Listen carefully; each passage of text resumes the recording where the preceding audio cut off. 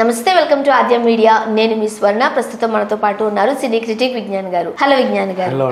General గా మనం ఏ ఇండస్ట్రీలోనైనా iron leg లేకపోతే గోల్డెన్ లెగ్ ఇవన్నీ అంటూ ఉంటారు, ఫ్యాన్స్ అంటూ ఉంటారు. జనరల్ ఆ సినిమా యూనిట్ కానీ హీరోస్ కానీ డైరెక్టర్స్ కానీ ఆ మాట అన్నారు, బట్ ఫ్యాన్స్ అంటూ ఉంటారు. హిట్ అయింది అనుకోండి గోల్డెన్ లెగ్ అంటారు, ఫ్లాప్ అయింది అనుకోండి ఐరన్ లెగ్ అంటూ ఉంటారు.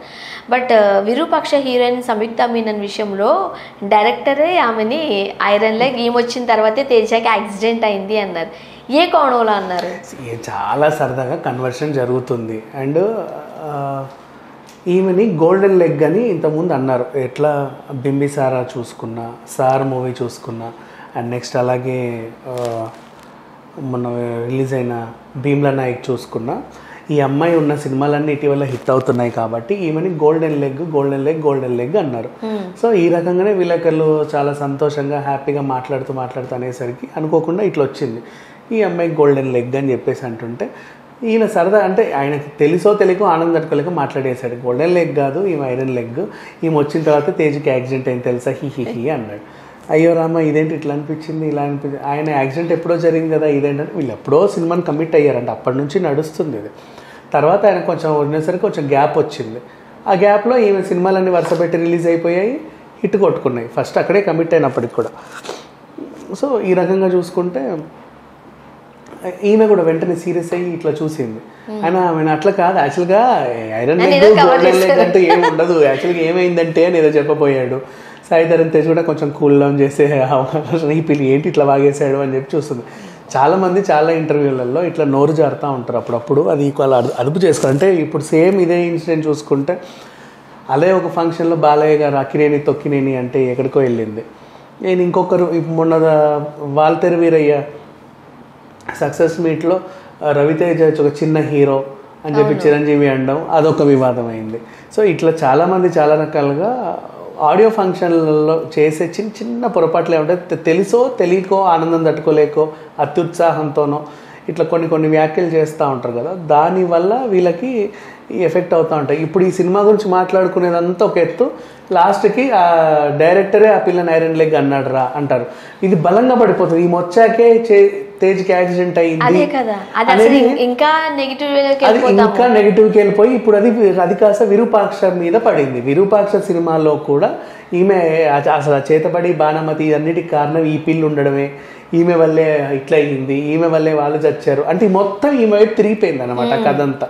సో అట్లా చూసుకొని చాలామంది పోలికలు పెట్టేసి విమర్శిస్తున్నారు. కానీ ఓవరాల్గా చెప్పాలంటే ఆయన ఏంటో ఇప్పటిదాకా కార్తీక్ దండ మీద చాలామందికి చాలా సింపతి ఉండే, పాప మా అబ్బాయి ఎక్కువ రోజు బతకడని లేకపోతే ఇంకేదో అని.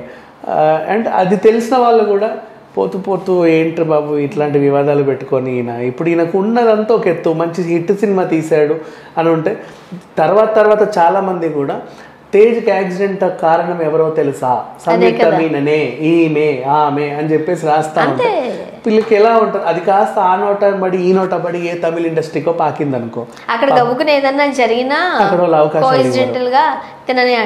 అక్కడికి వెళ్తే ఈ పిల్ల వెళ్ళేసరికి హీరోకి యాక్సిడెంట్ అయిందంట అని మాట్లాడతారు. ఎట్లా ఉంటుంది చెప్పేది, చాలా దారుణం కదా, కెరీర్కి ఎఫెక్ట్ అవుతుంది. ప్రొడ్యూసర్లు డైరెక్టర్లు ఎవరెవరో మాట్లాడుకుంటూ ఉంటారు. ఏంటంటే ఎవరిని అనుకున్నారు హీరోయిన్ అంటే సంయుక్త, మీ హీరో జాగ్రత్త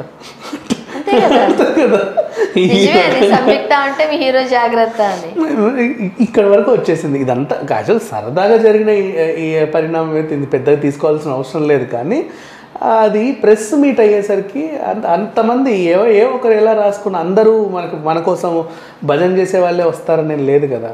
కొంతమంది పాజిటివ్ ఉంటారు, కొంతమంది నెగిటివ్ ఉంటారు. కానీ జనరల్గా ఇలా కొంచెం నోరు జారడం వల్ల కావచ్చు, లేకపోతే తొందరపడి మాట్లాడడం వల్ల అవి పెద్ద పరిణామాలకి దారితీసిన సంఘటనలు కూడా లేకపోలేదు ఉన్నాయి. ఇప్పుడు ఈ అమ్మాయి హర్ట్ అయిపోయింది, రేపటి రోజు 10 మంది రాస్తారు ఈయన ఎంత సారీ చెప్పినా వేస్టే, అనాల్సింది అనేసాడు కాబట్టి ఏమన్నా వేస్టే, ఇప్పుడు ఈయన ఎంత సమర్థించుకున్నా వేస్టే. సో ఇట్లాంటివి కొన్ని జరిగేటప్పుడు కొంచెం చూసుకొని మాట్లాడాలని అనిపిస్తుంది. అండ్ ఇప్పుడు విరూపాక్ష గురించి మాట్లాడుకుంటే ఆ సినిమా కూడా చేతబడిలు బ్లాక్ మ్యాజిక్ మీద వచ్చింది కాబట్టి ఇప్పుడు చాలామంది దాంట్లో ఈమె కూడా కోళ్ళని పట్టుకొని వెళ్ళేది ఇవన్నీ ఉన్నాయి కాబట్టి. అండ్ అఫ్ కోర్స్ ఈమె క్యారెక్టర్ కూడా కీలకమే దాంట్లో, ఒక టైప్ ఆఫ్ మంచి రోల్, అనవసరంగా మనం కథ రివీల్ చేయాల్సిన అవసరం లేదు. సో అట్లా చూసుకుంటే వీళ్ళందరూ దాన్ని బలంగా నమ్ముతారు. ఇప్పుడు ఎట్లా అంటే RX-100 రిలీజ్ అయిన తర్వాత పాయల్ రాజ్పుత్ అట్లాంటిదంట. అదే కదా, ఆమె తర్వాత కూడా అలాగే చూడడం మొదలు పెట్టారు. నెక్స్ట్ కర్మగాలి ఆ గుండెలో గోదావరి తర్వాత కనబడడం మానేసిన తాప్సిని కూడా ఆ పిల్ల అట్లాంటిది, అందుకే అవకాశాలు వస్తలేవంట. ఇవాళ రేపు గాసిప్స్ని మాట్లాడుకోవడానికి చాలా ఆత్రంగా ఉంటారు జనాలు.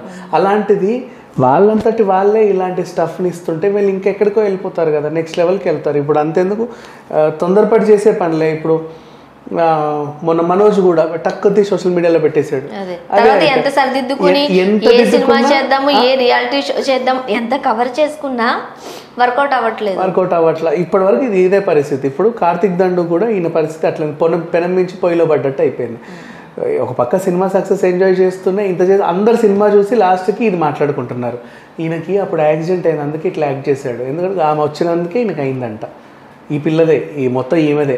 అండ్ ఇంకా ఆ సినిమా చూసిన వాళ్ళ ఫీలింగ్ ఏంటి, ఈ చేతబడుల గురించి విడుకోవచ్చు నమ్ముతూ ఉంటారు. అమ్మో ఇట్లా ఉండాలి, జాగ్రత్త ఉండాలి, ఇట్లా అవుతాయేమో అని. ఆ సెంటిమెంట్ నమ్మే వాళ్ళే ఎక్కువ ఇట్లాంటి సినిమాలు చూసి, ఈ సినిమాని ఎంజాయ్ చేశాడు అంటేనే వాడు సెంటిమెంట్ని నమ్ముతాడు అని అర్థం.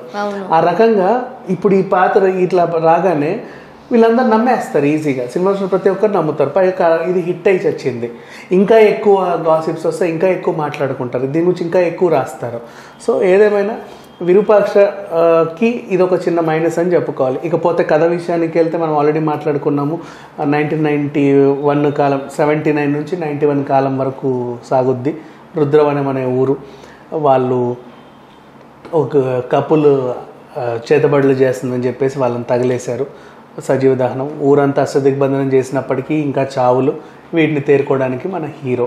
ఈ విధంగా సాగే సినిమా. అండ్ విజువల్గా నిజంగా చాలా బాగుంది. దీనికి సినిమాకి ప్రధాన ప్లస్ అంటే హీరోయిన్ అనే చెప్పుకోవాలి. అందుకే మళ్ళీ చెప్పా, సంయుక్త సినిమాకి ప్లస్సే తప్ప మైనస్ కాదు, చాలా హెల్ప్ అయింది.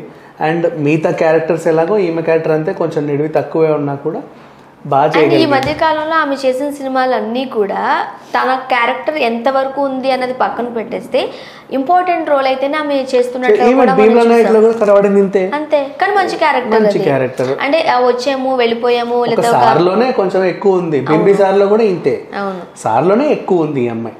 సో ఇట్లా ఈ రకంగా చూసుకుంటే ఈమె చేసిన ప్రతి సినిమా కూడా హిట్ అవుతుంది. మంచి లెగ్గే, గోల్డెన్ లెగ్గే, ఐరన్ లెగ్ కాదు. ఇప్పుడు ఆయన అన్న మాటల్ని నేను వ్యతిరేకిస్తాను. ఇంకొక విషయం కూడా, ఒకవేళ నిజంగా అలాంటిది ఏదన్నా జరుగుంటే వేరేలా ఉండుండేది.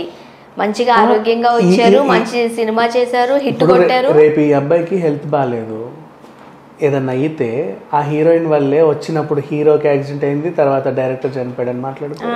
అదే కదా, ఆయనే అట్లా మాట్లాడేది దరిద్రంగా ఉంటుంది. అట్లా అనకుండా ఉండాల్సిందే. యాక్చువల్గా ఒక్క మాట వల్ల అప్పటి వరకు వీళ్ళు నెత్తిన పెట్టుకున్న ఇది అంతా కూడా ఒక్కసారి అయింది. చాలామంది ఇంతే చేస్తారు, ఎంత పేరు తెచ్చుకుంటారో ఒక మాట వల్ల ఒకటి చిన్న ఏదో చేసి మొత్తం పోగొట్టుకుంటారు. ఇప్పుడు ఇక్కడ జరిగింది అది. Thank you so much.